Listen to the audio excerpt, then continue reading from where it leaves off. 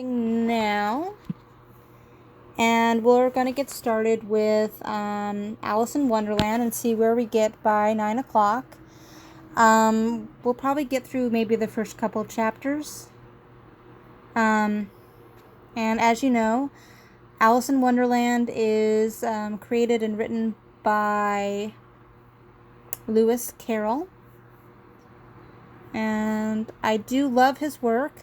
I've never actually read it, but I've seen many of the movies, and I know people have said many things about it. So this is going to be an interesting introduction to Alice in Wonderland. Okay, so Chapter 1. Down the Rabbit Hole. Alice was beginning to get very tired of sitting by her sister on the bank, and of having nothing to do. Once or twice she had peeped into the book of her sister that she was reading, but it had no pictures or conversation in it. And what is the use of a book, thought Alice, without pictures or conversations? So she was considering in her own mind, as well as she could, for the day made her very sleepy and stupid, whether the pleasure of making a daisy chain would be worth the trouble of getting up and picking the daisies, when suddenly a white rabbit with pink eyes ran close by her. There was nothing so remarkable in that, nor did Alice think it very much out of the way to hear the rabbit say to itself, oh dear, I shall be too late." But when the rabbit actually took a watch out of its waistcoat pocket and looked at it and hurried on, Alice started to her feet, for it flashed across her mind that she had never before seen a rabbit with either a waistcoat pocket or a watch to take out of it. And burning with curiosity, she ran across the field after it, and was just in time to see it pop down a large rabbit hole under the hedge. In another moment, down went Alice after it.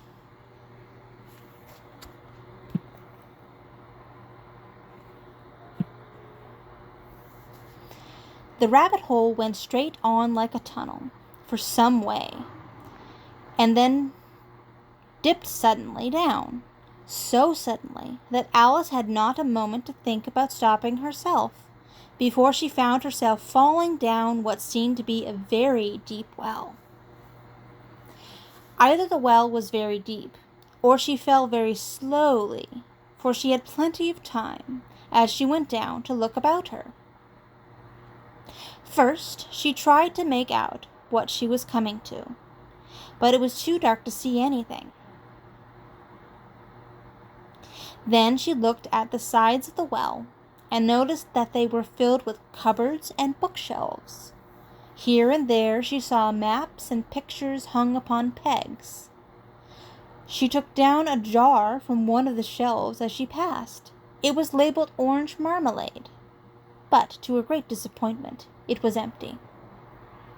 She did not like to drop the jar, so managed to put it on one of the cupboards as she fell past it. Down, down, down. Would the fall never come to an end? There was nothing else to do, so Alice soon began talking to herself. Dinah'll miss me very much tonight, I should think. Dinah was her cat. I hope they'll remember her saucer of milk at tea time. Dinah, my dear, I wish you were down here with me. And Alice felt that she was dozing off, when suddenly, thump, thump, down she came upon a heap of sticks and dry leaves, and the fall was over. Alice was not a bit hurt, and she jumped up in a moment. She looked up, but it was all dark overhead. Before her was another long passage, and the white rabbit was still in sight, hurrying down it. There was not a moment to be lost. Away went Alice like the wind, and was just in time to hear it say, as it turned a corner, Oh, my ears and whiskers, how late it's getting!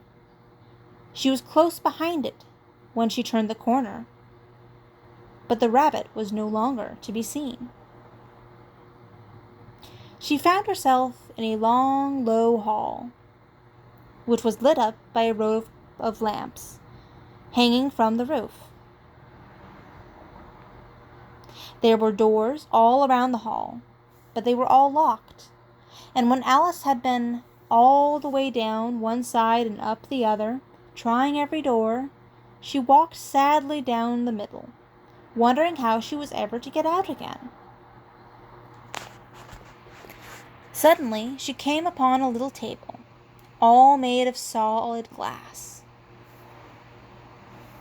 There was nothing on it but a tiny golden key, and Alice's first idea was that this might belong to one of the doors of the hall. But alas! Either the locks were too large, or the key was too small, but at any rate, it would not open any of them. However, on the second time round, she came upon a low curtain she had not noticed before, and behind it was a little door about 15 inches high. She tried the little golden key in the lock, and to her great delight, it fitted. Alice opened the door and found it led into a small passage, not much larger than a rat hole. She knelt down and looked along the passage into the loveliest garden you ever saw. How she longed to get out of that dark hall and wander about among those beds of bright flowers and cool fountains. But she could not even get her head through the doorway. "Oh," said Alice, "how I wish I could shut up like a telescope. I think I could, if I knew only how to begin." Alice went back to the table, half hoping that she might find another key on it, or at any rate, a book of rules for shutting people up like telescopes. This time, she found a little bottle on it, which certainly was not there before, said Alice, and tied round the neck of the bottle was a paper label with the words, "Drink me," beautifully printed on it in large letters.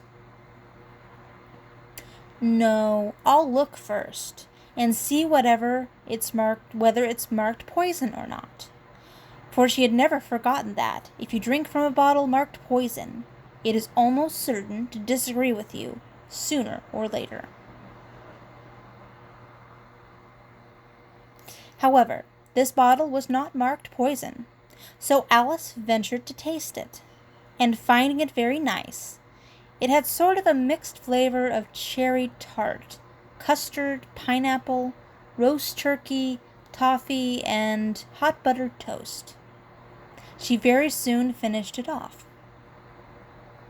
"What a curious feeling," said Alice. "I must be shutting up like a telescope." And so it was indeed. She was now only 10 inches high, and her face brightened up at the thought that she was now the right size for going through the little door into that lovely garden.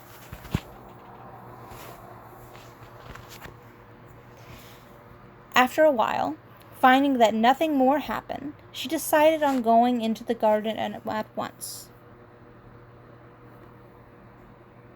But alas for poor Alice!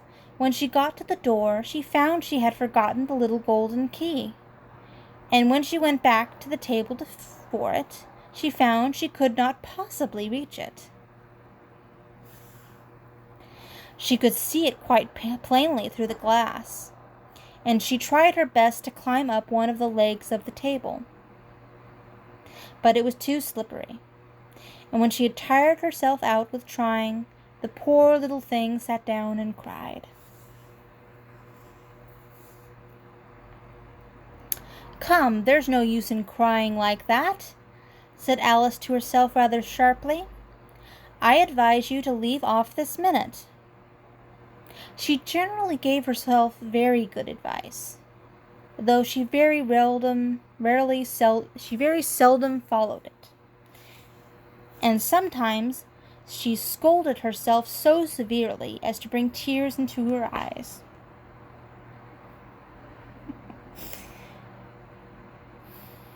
Soon her eye fell on a little glass box that was lying under the table, which she opened it, and found in it a very small cake, on which the words "Eat me" were beautifully marked in currants.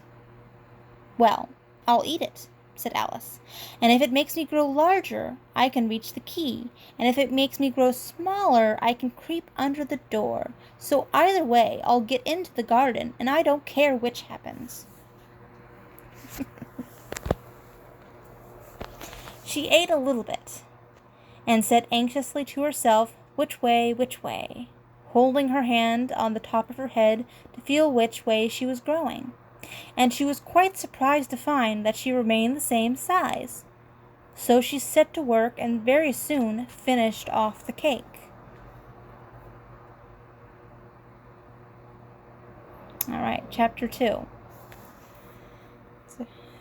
Is everybody still hearing me relatively well?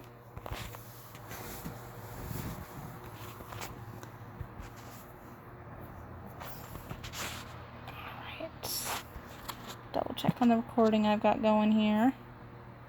Everything seems to be going good. Alright, so chapter 2. The Pool of Tears.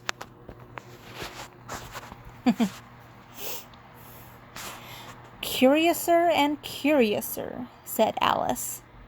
She was so much surprised that for a moment she quite forgot how to speak good English. "Now I'm opening out like the largest telescope that ever was. Goodbye, feet. Oh, my poor little feet. I wonder who will put on your shoes and stockings for you now, dears. I shall be a great deal too far off to trouble myself about you." Just at this moment, her head struck against the roof of the hall. In fact, she was now rather more than 9 feet high, and she had once again took up the golden key and hurried off to the garden door. Poor Alice! It was as much as she could do, lying down on one side to look through the garden with one eye, but to get through was more hopeless than ever. She sat down and began to cry again.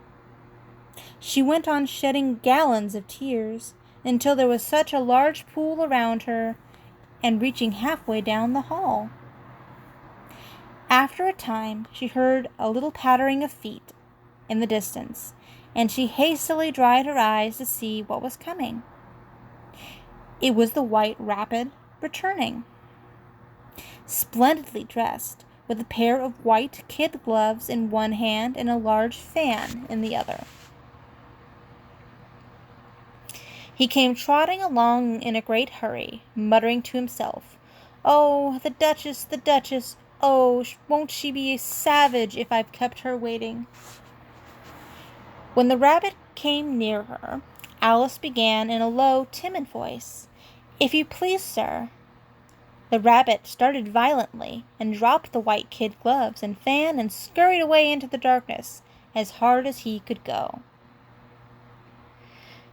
Alice took up the fan and gloves, and she kept fanning herself all the time she went on talking. "Dear, dear, how queer everything is today, and yesterday things went on just as usual. Was I the same when I got up this morning? But if I'm not the same, the next question is, who in the world am I? Ah, that's a great puzzle." As she said this, she looked down at her hands and was surprised to see that she had put on one of the rabbit's little white kid gloves. She thought, "I must be growing small again." She got up and went to the table to measure herself by it, and found that she was now about 2 feet high, and was going on shrinking rapidly. She soon found out that the cause of this was the fan she was holding, and she dropped it hastily, just in time to save herself from shrinking away altogether. "That was a narrow escape," said Alice, a good deal frightened at the sudden change, but very glad to find herself still in existence. And now for the garden, and she ran with all speed back to the little door. But alas, the little door was shut again, and the little golden key was lying on the glass table as before. "Things are worse than ever," thought the poor child, "for I never was so small as this before, never."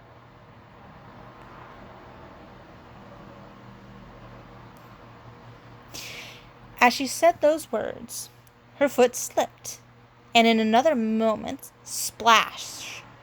She was up to her chin in salt water. Her first idea was that she had somehow fallen into the sea.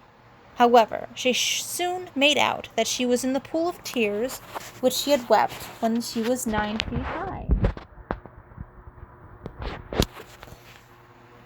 Just then, she heard something splashing about in the pool a little way off, and she swam nearer to see what it was. She soon made out that it was only a mouse that had slipped in like herself. Would it be of any use now, thought Alice, to speak to this mouse? Everything is so out of the way down here that I should think very likely it can talk. At any rate, there's no harm in trying. So she began, "Oh, Mouse, do you know the way out of this pool? I am very tired of swimming about here, oh, Mouse." The mouse looked at her rather inquisitively, and seemed to her to wink with one of its little eyes, but it said nothing. "Perhaps it doesn't understand English. I dare say it's a French mouse," thought Alice. "Come over with William the Conqueror." So she began again, "Où est ma chatte?" which was the first sentence in her French lesson book. The mouse gave a sudden leap out of the water and seemed to quiver all over with fright. "Oh, I beg your pardon," cried Alice, hastily, afraid that she had hurt the poor animal's feelings. "I quite forgot. You didn't like cats."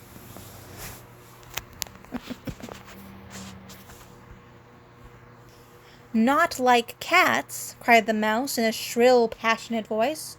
"Would you like cats if you were me?" Highly entertaining. "Well, perhaps not," said Alice in a soothing tone. "Don't be angry about it. And yet I wish I could show you our cat Dinah. I think you'd take a fancy to cats if you could only see her. See, she is such a dear, quiet thing." The mouse was bristling all over, and she felt certain it must be really offended. "We won't talk about her any more, if you'd rather not." "We, indeed," cried the mouse, who was trembling down to the end of its tail. "As if I would talk on such a subject. Our family always hated cats.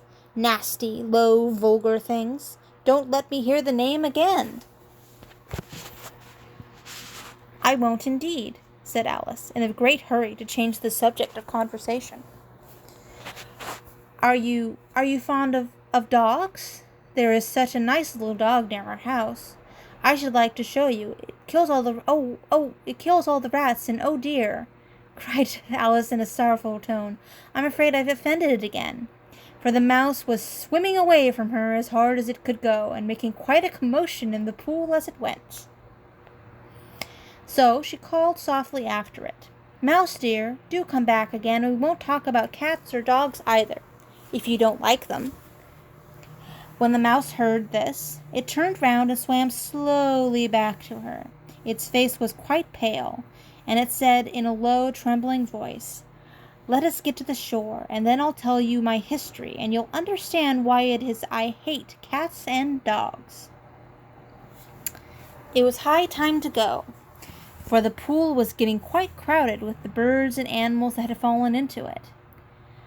There were a duck and a dodo, a lory and an eaglet, and several other curious creatures. Alice led the way, and the whole party swam to shore.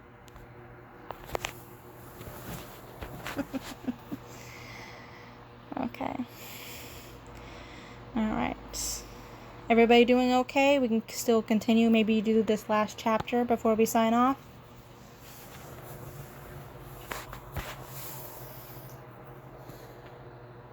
Good here. Okay. All right. Okay, so the third chapter is a caucus race and a long tail. A caucus race and a long tail. Say that 5 times fast. They were indeed a queer-looking party that assembled on the bank. The birds with draggled feathers, the animals with their fur clinging close to them, and all dripping wet, cross and uncomfortable. The first question, of course, was how to get dry again. They had a consultation about this, and after a few minutes it seemed quite natural to Alice to find herself talking familiarly with them, as if she had known them all her life. At last the mouse, who seemed to be a person of some authority among them, called out, "Sit down, all of you, and listen to me. I'll soon make you dry enough."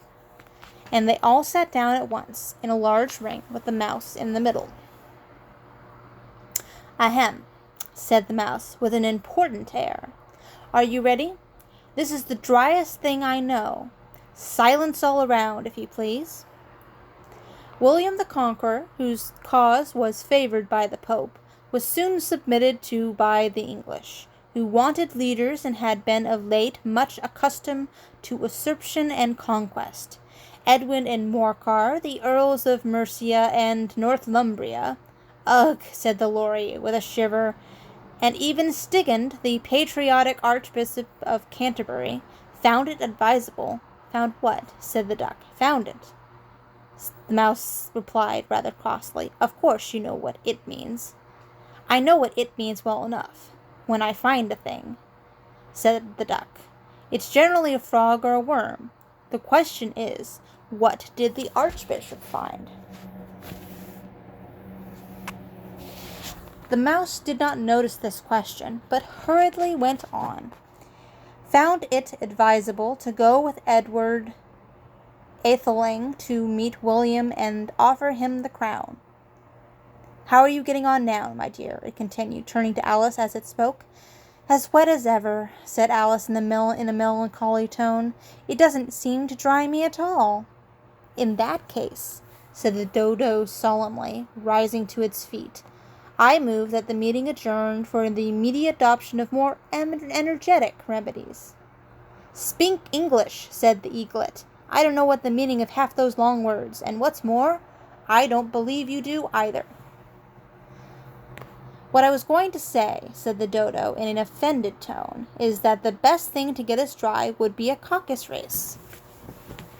"What is a caucus race?" said Alice. "Why," said the Dodo, "the best way to explain it is to do it.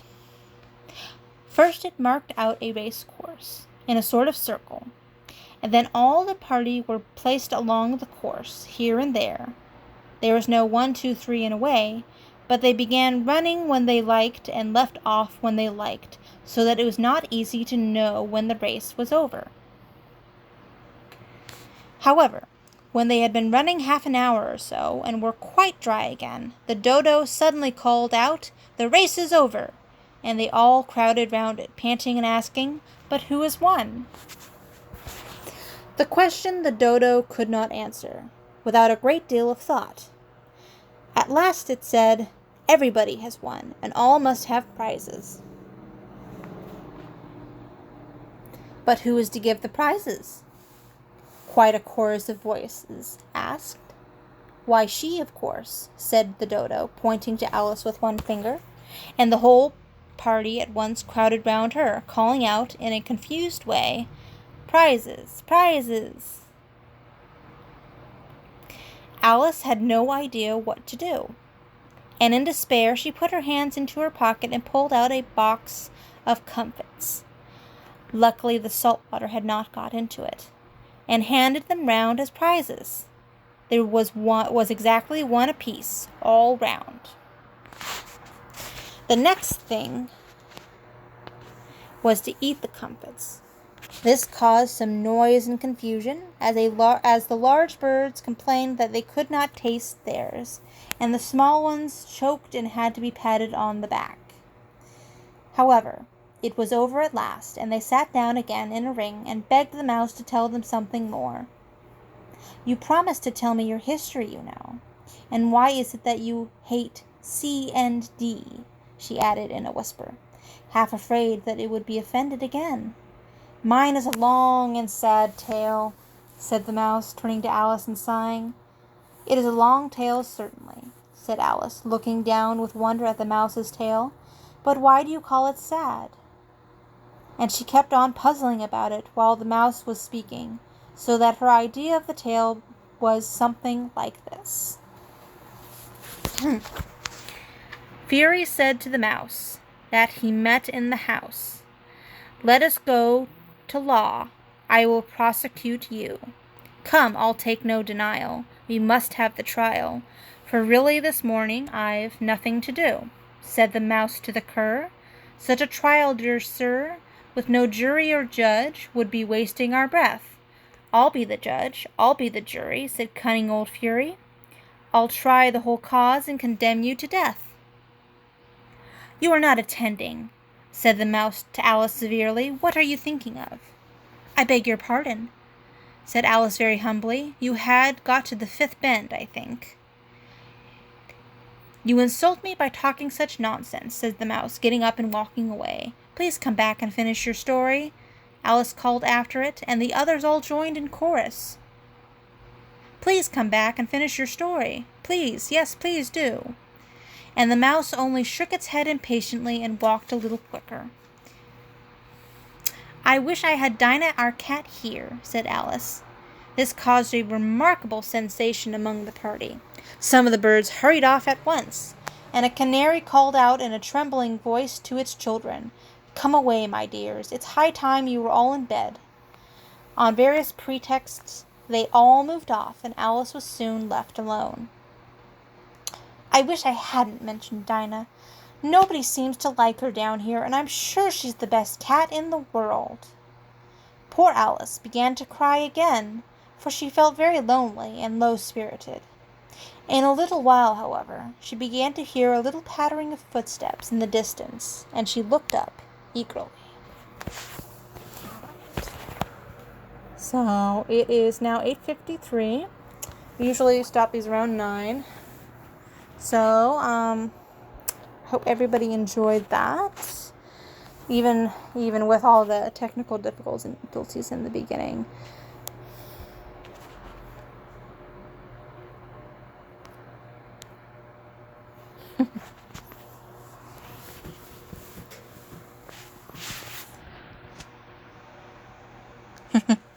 Well, this is the first time I'm reading it, so I'm quite amused by it so far. I can't wait to get to the parts where I believe there's an ode to algebra in here somewhere that someone told me was there. And I'm like, I despise algebra with all my feelings, but it'd be interesting to look at someone who actually had an ode to algebra in here. So I'm kind of looking forward to it. So thank you everyone for popping in. Sorry about the technical difficulties. I'm glad we got them mostly sorted out. And I'm going to be seeing you tomorrow, and tomorrow is going to be, let's see, Tuesday is actually going to be the next part of Persuasion by Jane Austen. We finished up, I believe, with chapter 5 last time, so we will be starting with chapter 6 tomorrow, around the same bat time, same bat place. So I'll bid you adieu, and hope everyone is well, and have a good evening.